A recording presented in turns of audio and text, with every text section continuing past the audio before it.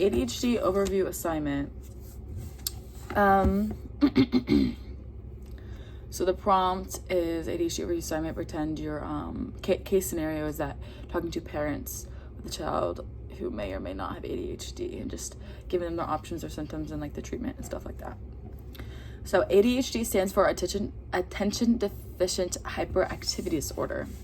And what this means is ADHD consists of a combination of persistent behaviors that don't just come and go, they kind of stay, and they're kind of just like regular habits or traits that they have. Like difficulty paying attention, hyperactivity, and impulsive behavior. Usually these are dominant in school settings as well as the home setting due to the structure and goals required to navigate the task in those settings. But they could be present in other settings, or they could not be present, or maybe they're more present and more easier to document in home settings or the school setting because of the amount of routine and structure and stuff is being asked for them. Other symptoms that you might see would be poor planning, a temper, mood swings, failure of production of tasks, excessive activity or restlessness, kind of fidgeting a lot, moving, not be able to sit still, like little movements in their fingers, getting up, blurting out phrases or words and not really noticing, or interrupting and they're not noticing that they're interrupting anyone, or blurting out words, they're not saying anything that's wrong with it.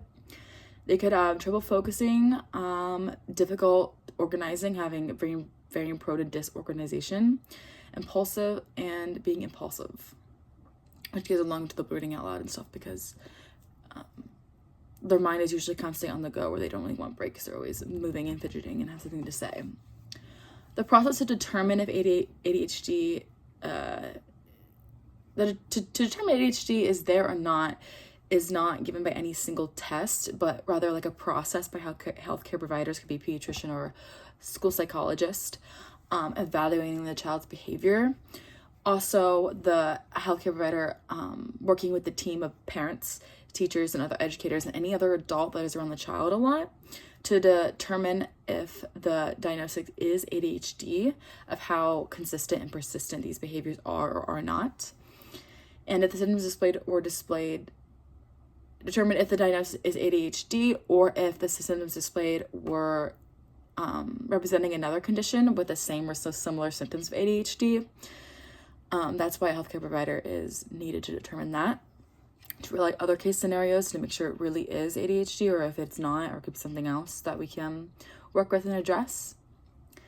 If the official determination is ADHD, there are options such as behavior therapy, which the goal of behavior therapy is to learn and strengthen with positive reinforcement of positive behaviors, and to eventually eliminate prohibiting behaviors, eliminating that need to constantly stand up and say something when you're supposed to be focused on and work to eliminate those impulsive behaviors and work with them instead of just giving them medication. This can occur with parents only. Parents go through their own therapy of how to teach and deal with to also help reinforce this behavior therapy at home with your child as well. This can occur with parent only session, a child only session, both parents and child's present, as well as interventions in classrooms to help them do well and academically. Yeah.